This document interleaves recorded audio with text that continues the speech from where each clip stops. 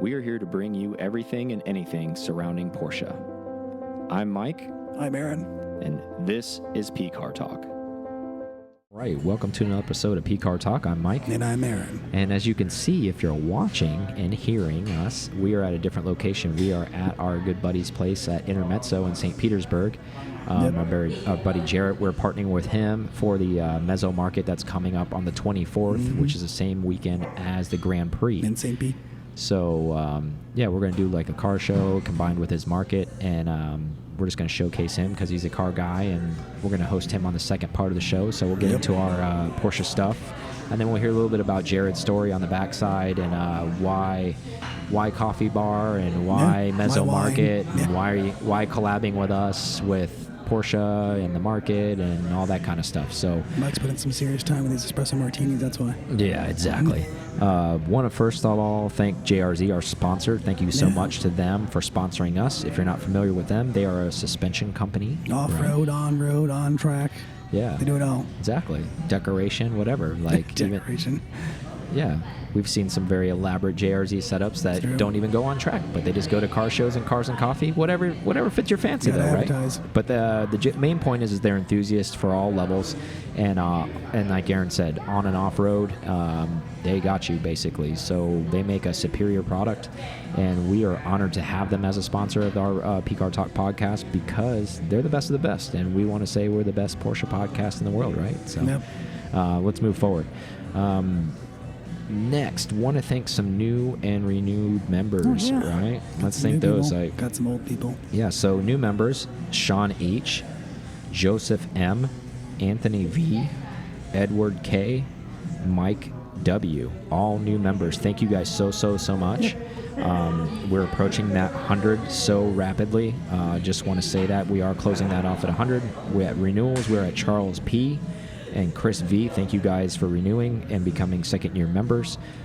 Again, that 100 cutoff, we just want to make everybody feel a little bit more unique. Also don't want to manage too much stuff, and want everybody to have the chance to really be real winners every month, because if we keep it to 100, we're giving stuff away every month, as you guys know, with your membership. And some significant stuff. This month's giveaway is going to be, we're going to give away, one rain tire, because I think we're going to try to spread them out, because we've had a lot of interest and DMs that have come across and said, I want one. And we don't really need to give 4 to one person. It's not like they're going to mount them on cars. Let's be honest, most stuff's going to be decoration. So if we can make 4 people happy to have IMSA GTD wheels off a Porsche, why not do that, right? So I think we've decided that we're going to break it down, and we'll have 4 giveaways. That obviously they won't run back to back to back to back, but throughout the year we'll end up giving all 4 of these out to 4 lucky individuals. And first come, first serve, I guess. If you want the wider boys and you're one of the first boys, you're one of the first winners, you get to pick them, and then if you're one of the last winners, you get what's left over, right? It's like an inch difference. It's not big. Yeah, inches. Well, depending on who you're talking to here, and depending on what you're working with, an inch can make life or death differences, That's right? True. That's treads. But speaking of inches and interesting things, the new GT3 tested at full throttle for 17 hours, averaging 186 miles an hour at the Nardo test track in Italy. Only stopping for fuel. Giant and round. Yeah, just basically where you just go full out, oval. non-stop, fast as you fucking can, basically. During that 17 hours, they covered 3,106 miles. So pretty brutal torture test as far as like basically on the red limiter for 17 hours straight. No hiccups, no issues, nothing with the car wrong at all. One of the interesting things I learned about this article when I was reading it, that it runs the same oil system, cooling system that the current RSR is running. I thought that was pretty interesting. Yeah, that is. So there's a lot There's of a lot RSR. more RSR than just suspension, as we like. So a lot of these Easter eggs are being found now. So that just makes you think that the GT3RS is going to be just maybe a couple stickers less than it's practically the car. Yeah, exactly. How funny would that be if it's just an RSR, but just deliveried? Yeah. But it says GT3RS on it, like as the last hurrah. That would just be like awesome. They're like, here you go. You're like, it doesn't even have windows. It has this blacked out thing in the back. I'm like, oh yeah, that's for the engine venting. So But great. I bring this up because I want to talk to you about your thoughts behind this. Is this a G-Wiz thing, or does this actually have some merit to some people that are potential GT3 owners and even past GT3 owners? Does this say something about this? I think it does. I think they're showing reliability right off the bat. I don't know if they've done this before. I feel like we would have heard about it if they have. No, they certainly haven't. I not to cut you off, but I would totally agree with that, because let's be honest, like, as we know, like first gen like Mezzo engines, they needed coolant lines pinned and all that stuff. Yeah, so like I think that thing would have figured that out something. under like that 17-hour torture test. They probably would have blown coolant lines. They're not catching on fire. They're not blowing it up. The motor's not blowing, scoring, and like exactly. So I think it's a good test they're doing. I mean, we saw them do it just similar to the Taycan, that type of 24-hour test. So I think they're learning, or they have learned from past torture test, or they haven't done it enough, or maybe they did a little bit of it. 3,000 miles is a lot. In 17 hours. I mean, that's less than a day. They did 3,000 miles cross country. Yeah, it's pretty insane. Cannonball run. So I agree with you. I think like anything with GT3, it's always evolving, right? Always trying to get better, and that's very Porsche. The 911 continues to get better. I think it's interesting too that I feel like this GT3, they've proven more where you can get this and you're getting probably, I would say, 80% of what the RS is. You're really getting more GT car for your money this go around than you ever have in the past. And come to find out too, this is a little inside baseball. A good friend of ours, Albert, was on the pricing, and because he has an 18, and he says basically compared to the same prices that he paid for his 18, he priced the way this one would be priced the same way. Yeah. The same setup with the carbon buckets and the things that he would want. And he says the new one cost him about another $40,000 more than the last one. So there's about a $40,000 delta there. With a race car. So Porsche's definitely getting their money back, I guess, as a price increase. Well, it's a totally new engineered car. So it is. That's what their cost is, probably 10 times. And I feel like you're getting a lot for your money. And to be fair, not that you weren't before, but as it seems like a new level. I agree. I think you're getting a lot for the car, but let's be fair too. I think Porsche, they're not foolish. They understand how strong their GT market is for their cars, and if they're only going to make so many of them, there's always going to be a buyer, I guess, is the way I look at it, right? Yeah. So if you have, where I'm going with this is if you have a commodity, and let's say they're going to make 2,500 of these or 3,000 or whatever the number is, for this first run, for this first year, not that they're going to overall, but just this year. And there's people, for example, like Albert, maybe have an 18 that are contemplating getting a new one, but it's going to cost them $40,000 more to get that what they paid for their 18, or do they stick with their car? And the people that are sticking with their cars, that's fine. Maybe that's not a buyer for them, but the line is so long and enormous that those 3,000 will still get consumed somewhere in their mindset. I'm just thinking big picture. I think from them, honestly, they could probably put whatever price tag within reason on this thing, and people are still going to line up to buy them. Still a GT car. People are still going to line up to buy them. And the fact that it's doing the performance numbers it's doing. Yeah, so from incredible. a consumer standpoint, it's we're in a bad position because we want the product they have.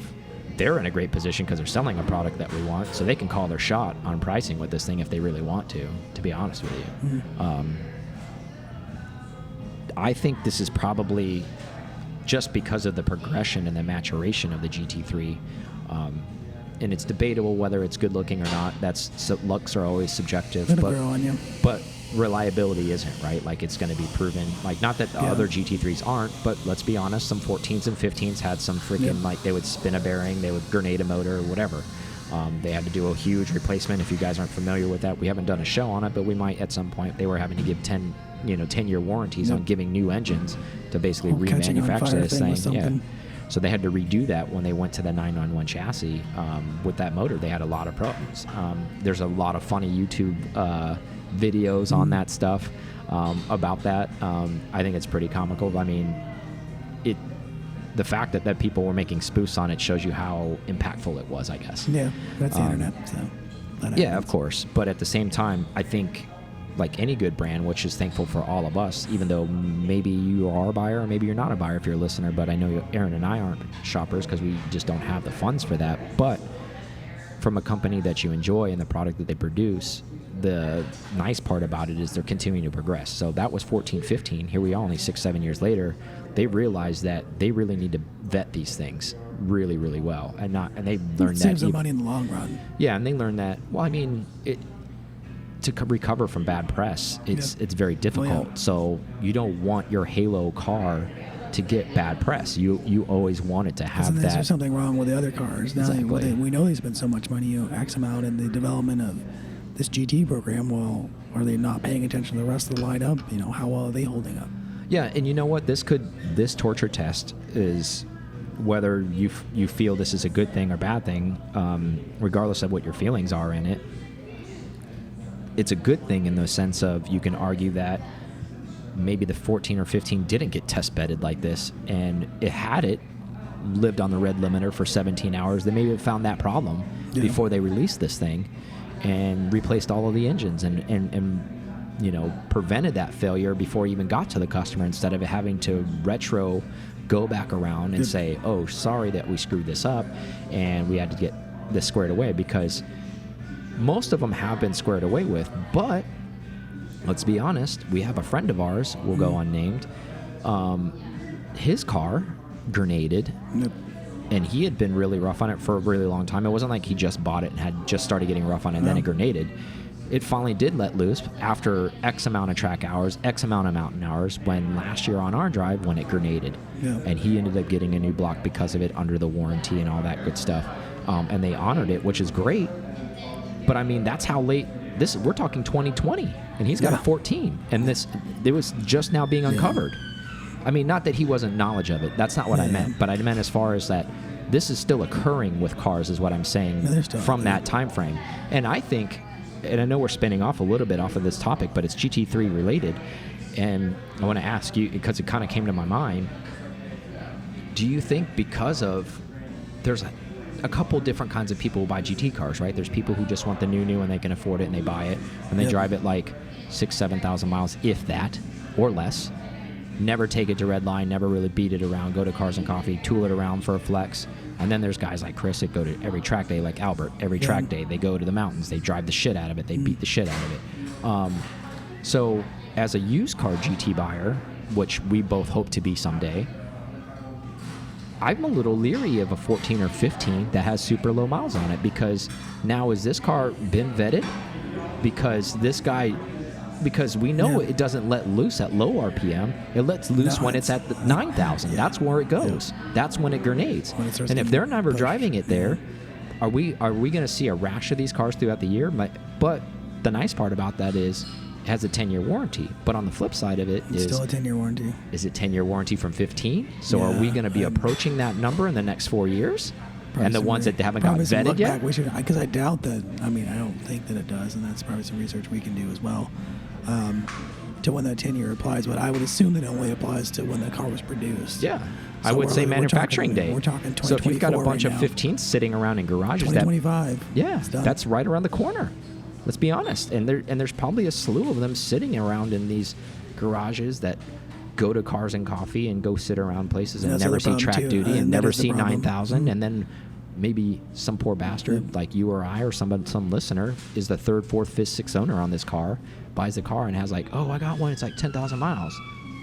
Now, the invention of the internet, which is outstanding, people can figure out the VIN code on the car and whether the engine's been replaced. You can do a lot of stuff. Like but again, that's another thing is Porsche does make you go through a little bit of hoops. It's not just like, oh, the motor's grenaded, you get a new one, here you go. It's not that easy. It's like, all right, the car goes and lives there for a little bit. Then they got to figure it out. Okay, then it's finally confirmed and it meets somewhere, and like whoever the appellate authority is on it like approves it, and then the engine gets made, and they're like, okay, it's been blessed. Okay, well, it falls under the category. Let's send it. Exactly, all that, whatever, stuff, whatever their vetting process is, and then it goes down that category, and then you get an engine. So it's still, even for the next owner, yes, it's safe, but you're still down without a car for X amount of time.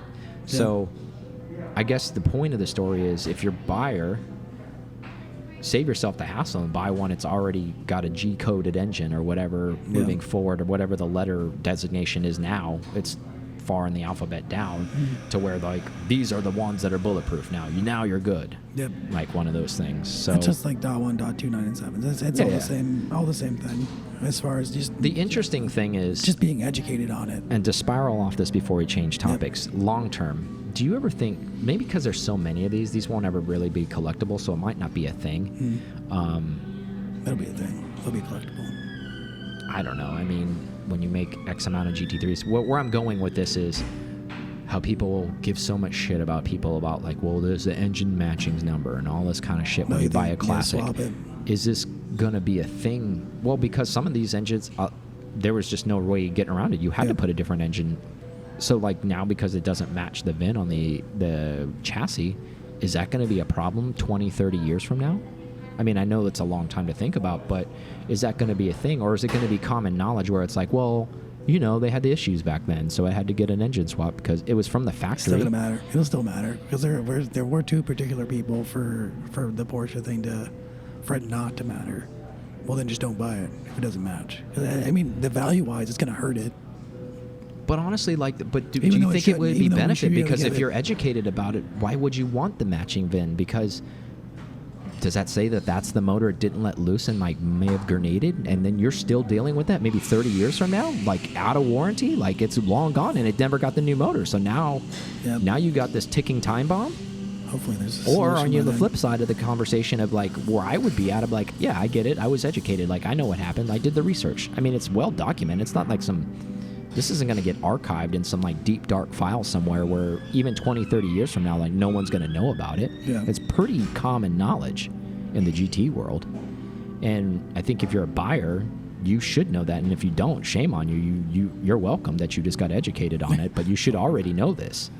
But yeah, I don't think it'll matter, to be honest with you. I think it'll be one of those things that'll have an asterisk by it, in my personal opinion. It'll hurt the value, but I still think if you're, like you said, if you're educated about it, then it might just doesn't matter. It might, it may not. It may. I think it may actually increase the value. Like, I would actually, okay, so if the VIN was matching on that, like, and I was 20, 30 years from now, like, say, for God forbid, you're buying your GT car then that's the one you're buying. Yep. I actually would stay away from the one it's matching VIN with the chassis because I'm like, screw that. Like, I'm not buying that car. Like, the minute I drive it home, it's going to grenade. That's my luck. And then I'm going to buy, what, a $75,000 GT3 motor, like we talked about how much how much they cost. Yeah. And God forbid, if you can find one 30 years from now, if Porsche's still making, maybe you got to reach out to, like, Ray Schaefer's son who's working at Porsche Classic. Because it definitely will be a classic by then.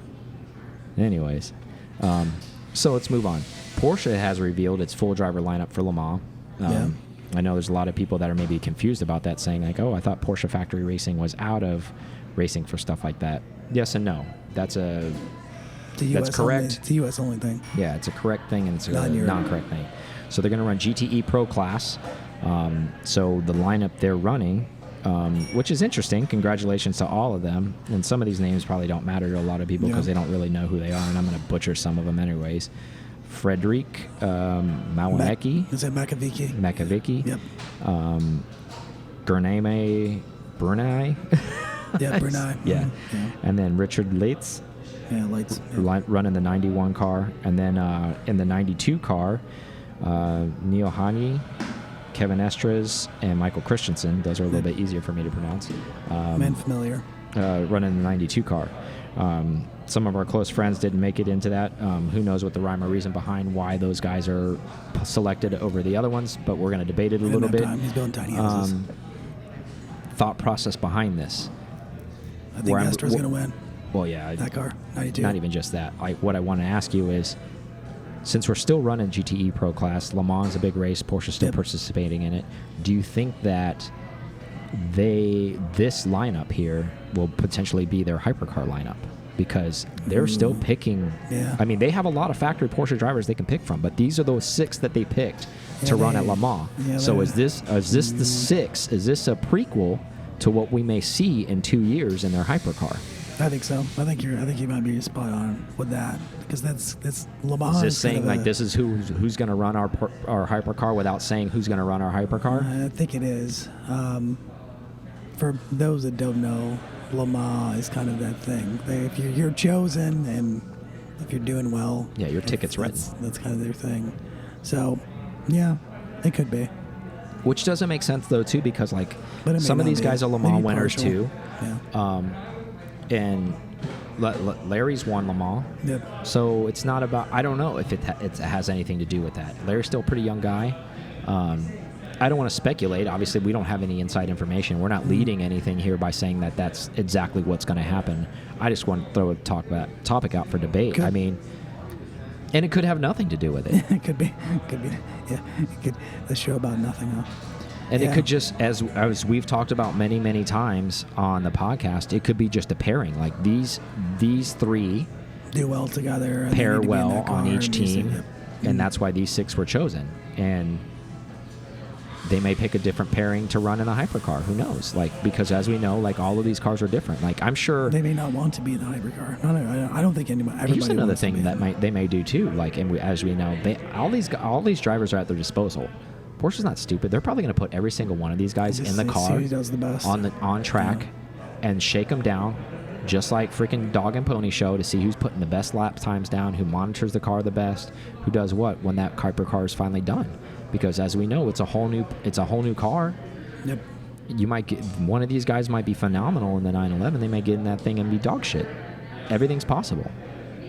And some guys might be lightning it in the hypercar, and some guys may get in the 911 and be dog shit. So hopefully this year at Le Mans we're not going to get BOP'd. Oh yeah, let's not even get into that garbage. I mean, the whole BOP bullshit. I think they've kind of learned their lesson, because I think Porsche kind of like, instead of like de-escalating a situation where like you're kind of taught to, like most people are, it's like, hey, de-escalate. They escalated even more. They're like, oh, cool. So you just ruined us on BOP last year. Like, reiterates the reason why we pulled out IMSA. We're done with this. Like, we're done. We're done screwing around with you guys. Yeah. So congratulations to all those guys that are selected. That's going to be an interesting race. Thankful that they're still racing in it. I knew Porsche was going to, even when they made their announcement of pulling out of factory racing in the IMSA series. I knew they were still going to race in that. I think we discussed that on the podcast as well. It's easy. It's local. Well, I mean, they're not going to not race Le Mans. It's one of those things. It's like it's the king endurance race. Yep. Most historic, all of the jazz that goes along with it. So next topic. Don't talk about this guy enough on the show. But if you guys have probably heard of him, he's got a little show called Seinfeld. It was on in the 90s. Okay. Guy kind of likes Porsches, I guess. Yeah. I don't know. Whatever. But seriously, no. But Jerry, one of his cars is going up for sale. It's a 2016 GT3RS painted in liquid chrome blue. Which I mistakenly thought was polar silver for a second. My bad. Yeah. It's the same color on the 918 hypercar. So he matched PTS, I'm assuming, obviously, on that car. He had to have. Apparently, this particular GT3RS has over $250,000 worth of upcharge extras on it. It's a lot of boxes. It's a lot of boxes. So when new, this particular GT3RS was nearly $450,000 when delivered in 16. How about that for a flex? Yeah, that's pretty pricey even for 16. All right, guys, here's the deal. I'm getting a 16. I guess I'll buy a 911. How many are you making of these things? I usually only buy something that's only like 6 or 7 of, but whatever. I just need one. How expensive can we make it? That's true. I think Mark every box. Let's do it. I just still don't know like how he got it to 250. Even that paint would probably not be, even if it was 50. It's probably got like a custom ass massager thing in it, like none of them have, and it's probably got air conditioned seats. Sprays freaking Polo cologne through the freaking like air vents, and it's an infinity Polo cologne thing that you never have to replace because it like draws from the atmosphere and like it's a mixologist thing going on inside the car. Who the hell knows, to be honest with you. Gorgeous looking car. Anyways, auction house seems to think the car's going to go for about $290 to $330. Are they low? Are they spot on? What are your thoughts on that? I don't think they know how to gauge it. I mean, I think because it's a modern Yeah. car that somebody popular there's owns, not right? enough of them out there to pull from, I guess. I mean, But I mean, 450, to be honest with you, like even with the Sounds like a upgrades on it, one-on-one. like I think even at 290, 330 on a 16.3 RS is a lot that's pretty strong. because that's around 160, 170 usually, and they're going for maybe like top end 200, so it's pulling 90 to like 130 above that. It could be from that. It could be from just Jerry's ownership of it. Yeah, I think, I mean, And Jerry we've talked has a about lot- that stuff, yeah. like popular people Yep. owning cars and all that stuff. Should it impact the car? Not really, but it That's going to. tends to do. It tends to do. Do you think That's it'll do celebrity that? influence. Do you think it'll do less? Do you think it'll do more? Yeah, they might be on. I don't. I mean, it's definitely. I don't think it definitely won't do 450. I don't see it doing that. No, they're probably right. They know they do their homework on that stuff. Yeah. So I guess so. 290, 330. Yeah, He even if loses it a does couple bucks on even if it does 330, I'm sure Jerry's not going to miss the 120 that he had. His depreciation Like in the 12 car. bucks. It's like buying a scone with his like. Do I want a scone with my coffee today or not? No. Okay, moving on. That's about how much thought goes into that. But yeah, I'm sure whoever buys this car will probably Do you gonna. like the color? Do you like? I think it's rad. Yeah. I like the color a lot, actually. I mean, I think it's. I think it. I know why you think it was polar silver because it kind of looks that way, and it's probably some shade The of only it. time I've seen that color has been in an RSR prototype concept. Yeah. Not. I mean, I've probably seen it in some other. And honestly, 19, to be honest with you, I'm a big fan of that color. Anyways, I think it's a great color.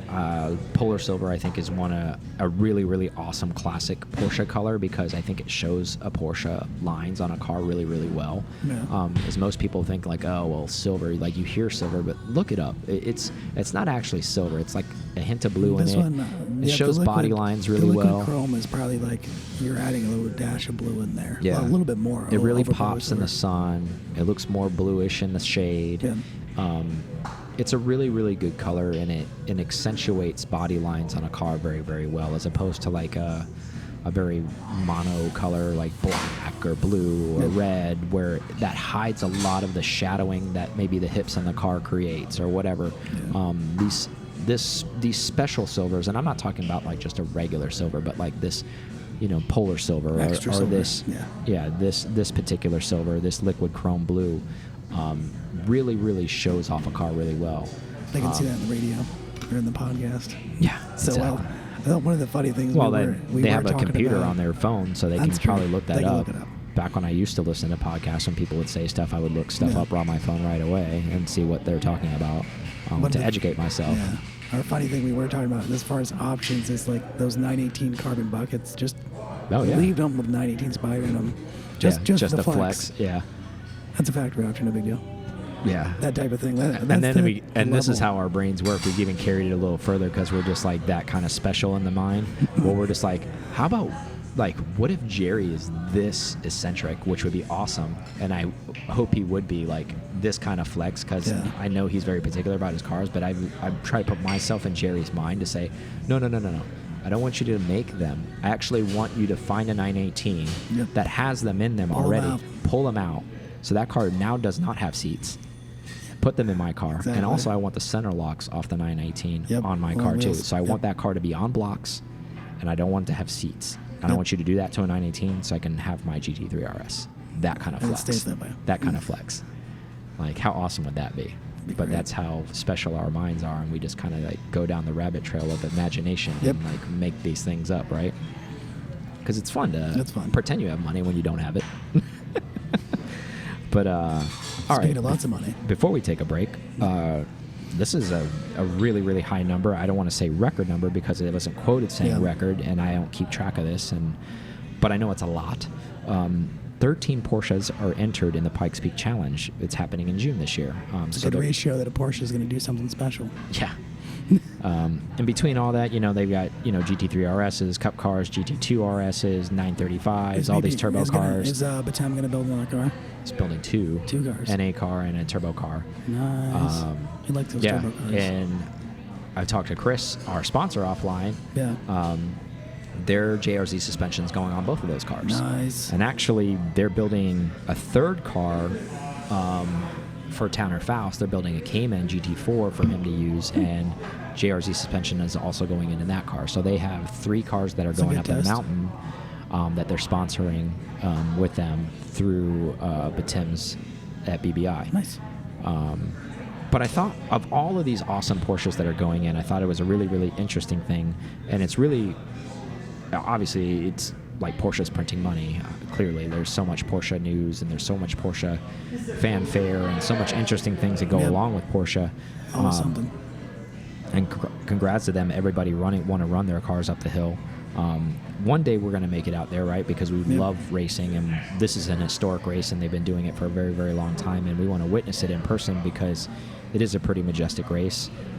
It's actually one of the few hill climbs in our entire country. It's pretty popular everywhere else in the world, but this is our one, really. I'll go visit the new job headquarters. It's in Colorado, so no excuse. There you go. There. Perfect. And then just get a double bedroom, and I'll just go with you.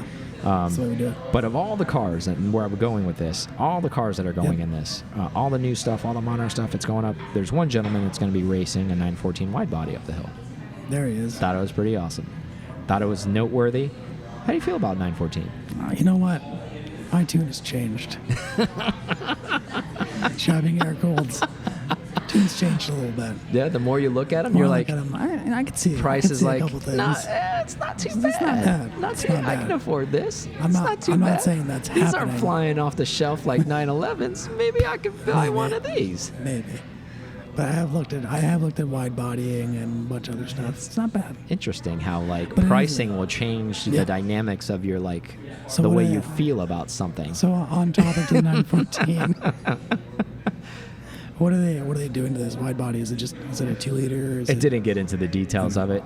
It's probably a monster. I mean, it's going to be a turbo car, I'm pretty sure, because almost anything it needs to compete up that race, it's got to be. You got to run turbo, and if you guys aren't familiar with it, to educate some of the listeners and the ones that understand this already, bear with us. You need to run a turbocharged because it's forcing induction into the car as you run out of atmosphere. As you run out of atmosphere. While you're running out of atmosphere, you're running out of oxygen, so it's starving the engine. So a naturally aspirated engine is going to produce a lot less power as the altitude climbs, as opposed to a turbocharged car. So that's why you see some of the most successful cars are either nowadays, modern days, are EV cars that are going up Pikes Peak because has zero effect on the electric motor because they don't need to breathe any oxygen. That's why they're awesome. Or the turbo cars. You know what they haven't done? Have the Taycans been up there and just tried to set any records? I don't think so. I don't think I've seen anything like that. I'm sure that'll be coming though. Yeah. I think as Porsche moves into, those are big heavy cars though, but I think as Porsche moves into EV, into like a Cayman or something to that effect, I wouldn't be surprised to see a Cayman race car platform EV go up there someday. But that's up the hill eventually. That'll happen. But good for Porsche. Interesting. They're everywhere, and we appreciate that. So go BBI, go Jet Sport, everybody else all of there. this. Yeah, Road Scholars, everybody who's racing. Congratulations to all of them. Good, best of luck in testing. Hope them all well.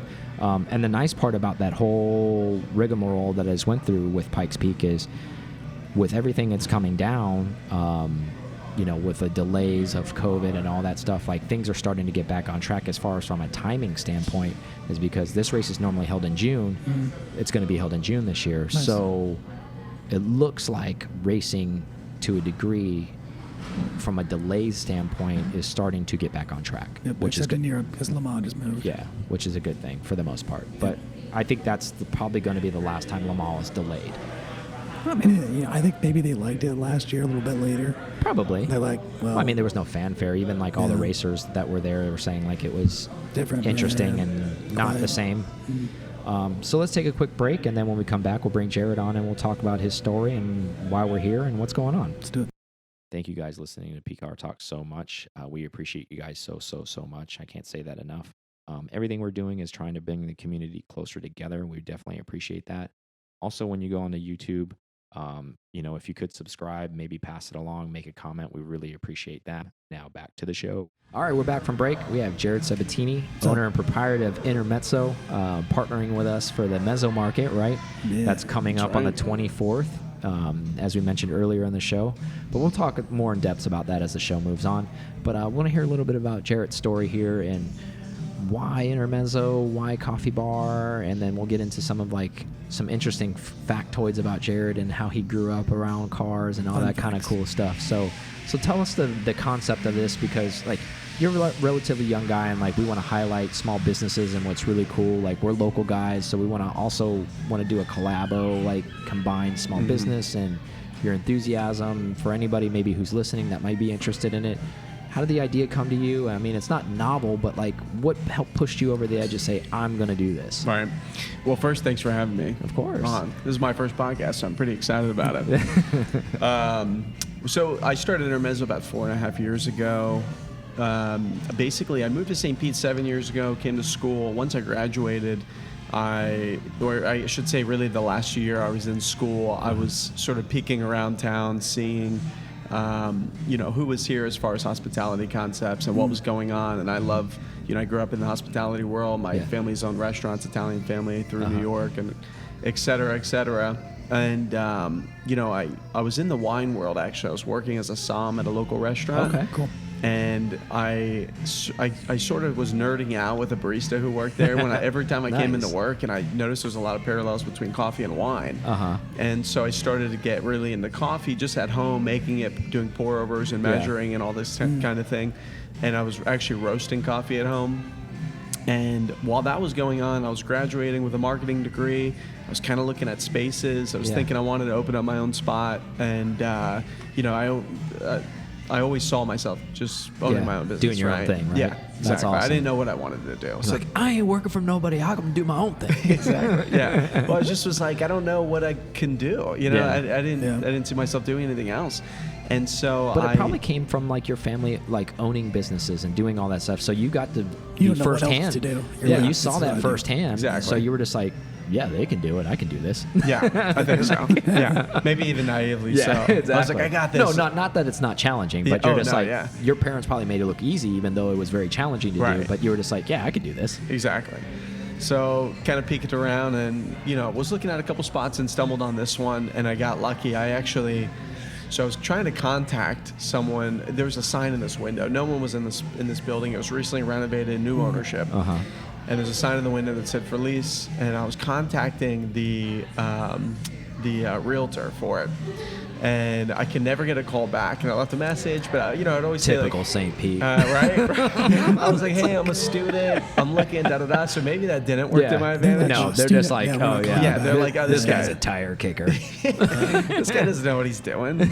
So one day I was eating across the street at Bodega, and I was waiting on my sandwich, and I'm looking over at this building, and I see someone walk out, and I'm like, oh. Boom, here we go. Bolt across the street. Bolt across the street. It was a contractor who then introduced me to somebody else, who introduced me to somebody else. And I finally, the landlord, who's now my partner. See, being creepy pays off sometimes. And the moral of the story is always be creepy. Exactly. Yeah. And so. Lunchtime was casing the place. Exactly. I'll wait till somebody moves. Exactly. So, yeah, we became buddies, and. We actually sort of agreed to do a pop-up. It was sort of a test run for 3 months. Okay. And, we tested out for 3 months, and I just got the bare minimum as far as coffee equipment. I got one really good espresso machine and then some chairs and stuff from IKEA, right? And because that was all you needed to make great coffee. Because you wanted minimal investment, too. If it didn't turn, in 3 months, you didn't want to be stuck with all this stuff. And that's exactly what it was. And so, after a month or two, we started to get a following, started to kind of learn the ins and outs. And then I got, lucky. We got a long-term lease and everything. So, yeah. And the history has been written. You've been growing every year. I think, we've been friends now, I think, almost 2 years. And I think you do your Mezzo Christmas, which is you're very known for as well. Yep. And I think during this last year, every day I saw you during Christmas, you're we just had a record day yesterday. We just had a record day yesterday. We just had a record day yesterday. And good for you, man. Really starting something from nothing. And it's, I don't really know anybody in St. Pete who doesn't know this place. So I think that's pretty cool too, right? Yeah.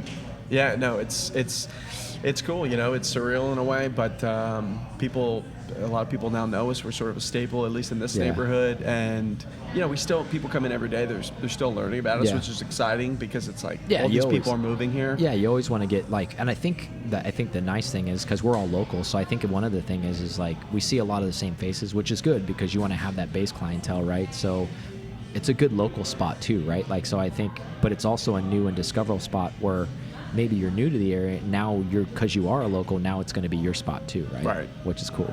Yeah, it's a balance, right? Yeah. You want to be like that Yeah, neighborhood. because you don't want the locals to be like, man, all the tourists go there now, man. Exactly.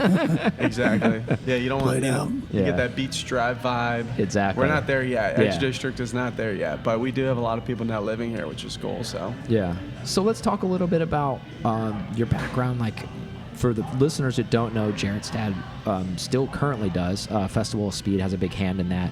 What was that like, and how did he get involved in that, and like what was that like seeing all of that stuff? Because that's a big for the listeners that don't know, Festival of Speed is a big car event that's put on at multiple locations throughout the U.S. basically, right? yeah, I mean, he's definitely concentrated in Florida and the Southeast, but he's done one in New York. You know, he does some in Georgia, mainly California's Florida. had theirs too, right? Yeah. I think he has done one there. But St. Pete, Orlando, Amelia Island, and Miami are some of his biggest ones. And all makes and models too, right? That's the nice part about it. Like, so you get to see a little bit of everything. You see exotics, you see classic cars, you see everything. Yeah. I mean, me and him are, you know, he sort of taught me that, which is to sort of, you know, you want to be really welcome to everybody. You don't want to not have a crowd come because they don't feel included or whatever. Yeah. It's like, that's the beauty, I think, of that car show, because it is, you have, you know, really high-end cars, you have supercars, you have Bugattis and all this stuff. You also might get a really cool, like, Volkswagen club that shows up with all these 60s bugs or whatever. Yes. And so you have a spectrum, but people love it because it's one of the few, I think, shows that you can go and see a little bit of everything. Yeah. I agree with that totally. And then obviously you have some like vintage vibes that we were talking about just the other day with like vintage motorcycle with BMW, and you know, you eventually want to get your own classic car and all that kind of stuff like that. And I mean, does that influence, I mean, obviously, you know, the Festival of Speed probably helps influence that, but like, has your father always been a car person, even when you were younger? Do you remember that? Yeah, I think he has been. You know, he'll tell me stories when he was a kid being, you know, like, well, first off, joyriding and doing that whole thing, right? Yeah. This is like Long Island back in the 70s and early 80s. But get out of here. Yeah, exactly. It really was like that. Yeah, exactly. Some of these stories are unbelievable. You're like, this needs to be made into a freaking movie. You're like, this is movie stuff. Absolutely. He's like, oh, that stuff was nothing they do in the movies. We used to do that every day. It's so true. I think he was always a car guy. I think so. I don't know exactly when he got Festival of Speed started, but he at one point owned an art gallery at Mount Dora, which is where my family's restaurant was for 20 years. I was just there not too long ago for a rally. Oh, were you? Okay. Yeah, like a couple weeks ago. It's a cool little town. It is a cool town. People in Florida, like if you're from Florida, you know it, but it's a great little like weekend. And it doesn't look like Florida, which is the cool part about it too. Right, exactly. So he had a gallery that actually, it had a lot of automotive art. And so it had, you know, sort of like, you know, cars crossing the, what do you call it? The Le Mans, the cars crossing the actual finish line and that kind of thing, right? Like photo finish type stuff. Yeah, exactly, but really nice stuff. And so he attracted a lot of those car guys, I think, and he started this event actually in Outdoor originally years back. I mean, this was maybe 20 years ago or 15 to 20 years ago. And then it kind of grew. He did Winter Park, and then he went to Orlando and St. Pete. So St. Pete just got finished, a month and a half ago. And that was the 15th year, I believe. And that show's turned into a monster. Yeah, it's a huge show down by the water, which is awesome. I've been a couple times, which is really, really cool. Yeah.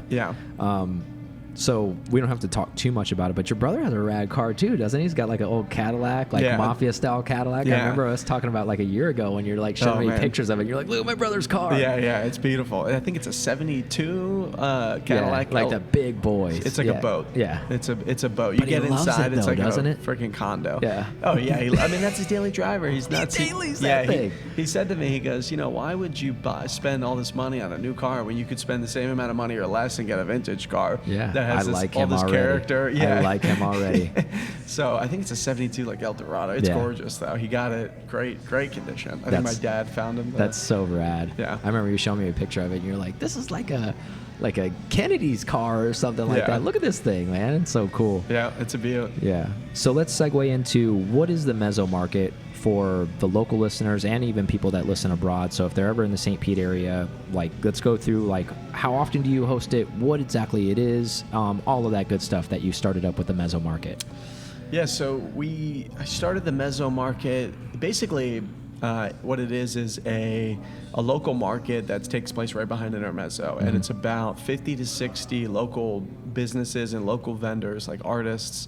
There's plant shops. There's all kinds of stuff, like people who, like thrift and curate sort of outfits and whatnot. It's just a bunch of local businesses that we put under one roof. Basically, we put outside though, but and we do that once a month.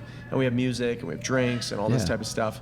And so it started in December. You mentioned Miracle at Mezzo, our Christmas pop-up that we do. We did one this past December called Miracle Market, and the whole thing was for charity. So we donated 100% of the proceeds to St. Pete Free Clinic. Oh, that's awesome. Yeah, it was great. We raised a few $1,000s for them, and we had a huge market, and we encourage people to like shop local for Christmas because we're at that point. Well, yeah, that's still right. The pandemic stuff was still going on, right? Exactly. Yeah, so help support local business, right? Exactly. And it was an outdoor event. The weather was perfect, and it was at that point where a lot of people were feeling comfortable. So we're like, let's do this thing.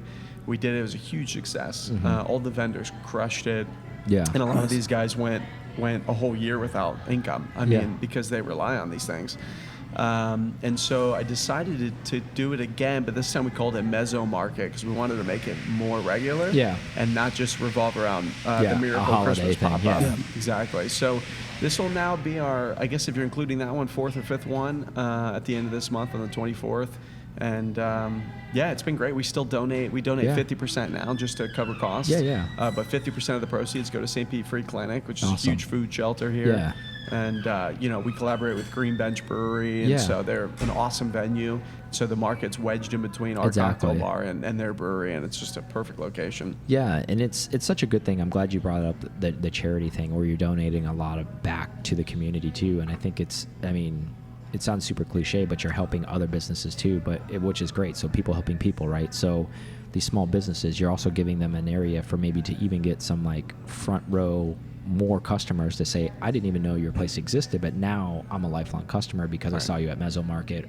And not because they were just at Mezzo Market, but just because like there's so much foot traffic, as you know, and maybe some listeners don't know, St. Pete on the weekends is a madhouse, right? Like it's a very go-to place, even like anywhere in the Tampa Bay area, St. Petersburg area, suburbs and everything. Like people seem to flock down in this area on the weekends, regardless of what's going on. But now that they have a reason to even come here and come see these markets, even if they're just seeing it and they're not purchasing something. Maybe they may purchase something at some point from them because now they're seeing their booth or their venue to say, hey, cool, like I like what you do here, and like next time I need to buy something, I'm coming to you for that. Right.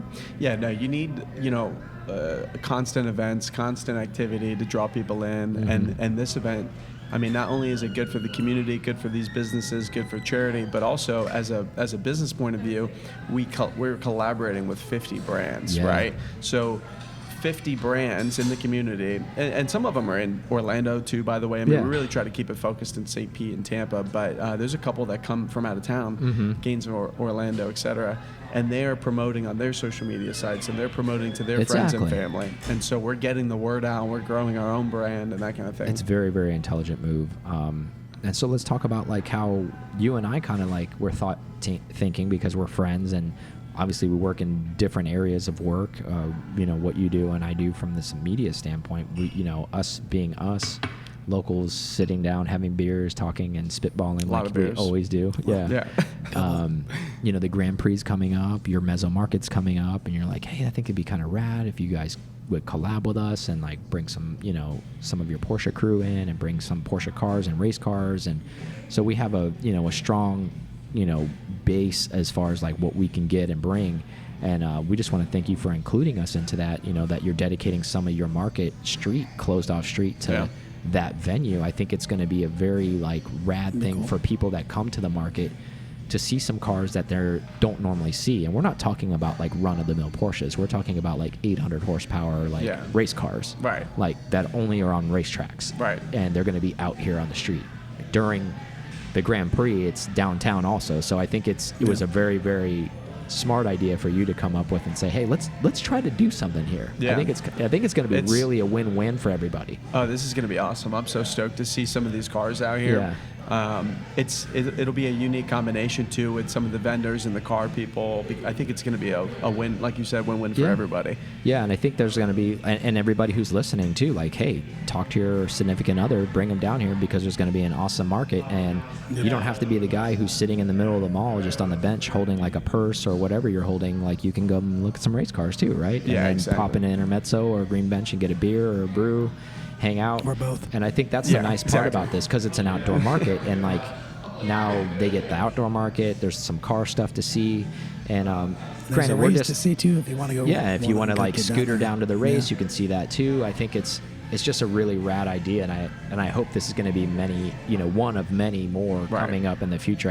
And I think you and I even talked about that as far as like the design poster that's coming out for this. Is like, we're forward thinking, right? Like let's try to make sure that we do this so like each coming year can be like a pretty rad poster so we can kind of build on like, oh hey, remember that was the first year and this is the second year, and we have them all printed up. And I think Aaron and I were talking about, for all the businesses involved, like that help like involve like the main stuff with this. We're going to print you one, print Nathan one, and then get them framed so we can kind of like start to build like a collection of them. I think that'd be kind of rad, to like, hey, this is like an annual thing, and like, yeah, this is the first time we're involved in it, and I think it'll be kind of cool. Maybe it can be like a destination thing. People are coming into town for the Grand Prix. They come to the market. They come see some cars. They come have a cocktail, and then they pop down to the race. Get a wine, get some beer. Exactly.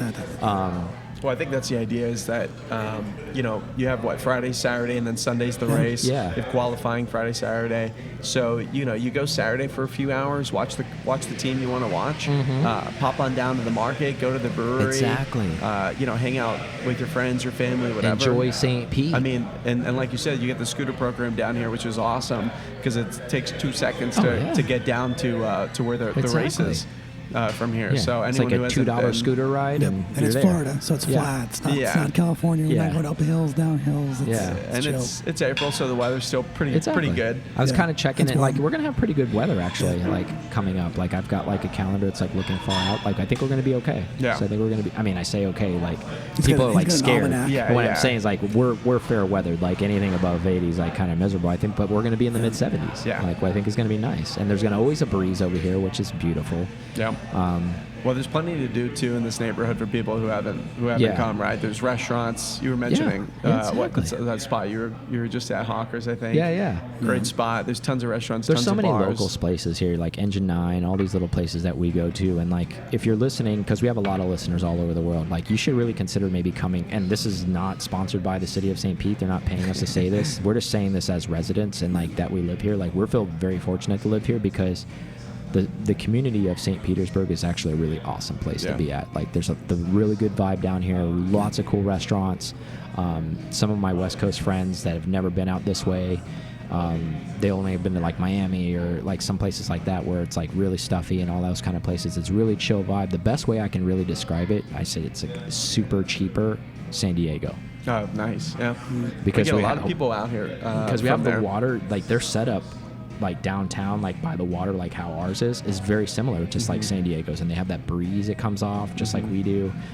Granted, we're a lot hotter and like humiditor, have a lot more humidity, but for the most part during the year, like, it's really awesome over here, and everybody. The cool thing about it is there's so many small business owners out here, and every place is like unique. That's why I try to tell people like so many times, it's not like some cookie cutter place where you're going to go and see, oh, there's another one of those there. There's another one of those there. Like, you can literally travel the majority I would call like St. Pete principal, like downtown, like a 5 square block radius, and you're not going to see any fast food joints. No. You're not going to see a single one. No. It's all individualized. Yeah. Hardcore local here. Exactly. Which is awesome. And I think that's what a lot of people strive for nowadays, because I think a lot of people that live, even if you choose to live in a suburban community, you get inundated with all of that franchise stuff. Yep, the same and so people thing seek over and this. over. Yeah, it's like people seek places like this out to go and get that vibe and get away from all that. And I think that's what's nice about what you're supporting with the market is all of those are local businesses. Yeah. Yeah. And you're helping them grow, and they're helping you grow, and you guys are all helping each other, which is so rad. Yeah. That's the story of this place in St. Pete as a whole, I think. And we have, St. Pete has those franchise places, but they're down on 4th Street, right? Yeah. They're a little bit out. They're in the tourist spots, They're right? in the tourist spots, but and then it's a drive away. So if you want that, you got it. But really, the downtown, like the real personality of St. Pete is how you explained it. So yeah, and I think our like St. Pete crew that we all hang out with, like, and we're fortunate to know, and I'm fortunate to know a lot of you guys that are small business owners within this community. So it helps me really plug into that too. And you guys are a really tight-knit group, which I can appreciate, because you need to be. Yeah. Because you're stronger together, right? Like, I know that sounds super You need to cliche, know your but like neighbor. you really do. Like everybody needs to be close that's a small business owner here, because so you can all help each other Yeah. to fight against the big guys, right? And then air quotes, the big guys. No, but I think it's going to be a really, really rad event. We're super excited to have it. I think it's going to be a super big hit, and we're just honored to be a part of it. Thank you for asking us to be a part of it, and we're honored to even to be included in that conversation, and then to have you on the show and to describe a little bit about yourself and how awesome this place is. And I think you said something. He's like, because the other day, like I come down here. Obviously, I live 10 minutes away, so it's super close. And that's 10 minutes when I'm driving slow. But yeah, I'd like literally park in front of like Jarrett's place here. Like, and he'll text me even if I'm not like coming here, and I'm gonna say, he's like, oh, I see you got a good spot. Yeah. I was like, I know, I should just get like a reserved spot out there. People are gonna think you work here. I know. You get the bright yellow. yellow. That's what I think. Some of the people, like, she's like, who is this guy? Yeah. Because like I see him all the time, but he's talking to Jarrett. But like, somebody is this should like know. a friend? Like, Keeps getting interviewed, but he's never getting hired. Yeah, like, who is this guy? Like, is he like begging for a job? Like, what is his deal? Like, why is he always in here? If he shows like, up enough. Right. Exactly. I'm like, I'll do anything, bro. I'll sweep the floors. I don't care. Yeah. I just want to be a part of this. I want to be part of this organization. The espresso martinis keep you coming back. Exactly, right? I'm like, hey, when it goes IPO, man, just let me in. I want to be in on it. But honestly, like, thank you so much for taking the time. I know you're a busy guy. You're always running around. And thank you once again for having us and including us in the Mezzo market. We're really looking forward to it, bro. Thanks for being a part of it. I'm awesome. I'm super excited to collaborate with you guys and get some cars out here. And I think it's going to be it's going to be awesome. I think it's going to kill. I think a lot of people are, obviously not going to expect it. Obviously, we're promoting it on this show. We're going to promote it on social and all the stuff locally, and people get the word out. But I think, one thing is like when you talk about it and you try to blast it, but like if you actually come down here and you see it, I think people are going to be blown away, because they're going to see how rad the market is. They're going to see our whole setup. I think we're going to have like 20 to 30 cars, all super really unique Porsches. There won't be any duplicates of anything, which is pretty hard to do within Porsche if you're a Porsche fan, and because everything is pretty much the same. So we're going to have, I've gone out of my way to like seek people out, so everything is like individualized, and it's going to be pretty rad. That's awesome. I'm looking forward to it. Yeah, man. Come try an espresso martini. There's going to be a lot of drinks on that. Oh, yeah. It's going to be a great day. Thankfully, I live so close. I can just like leave the car down here, right? Yeah. Awesome. Scoot back. Exactly.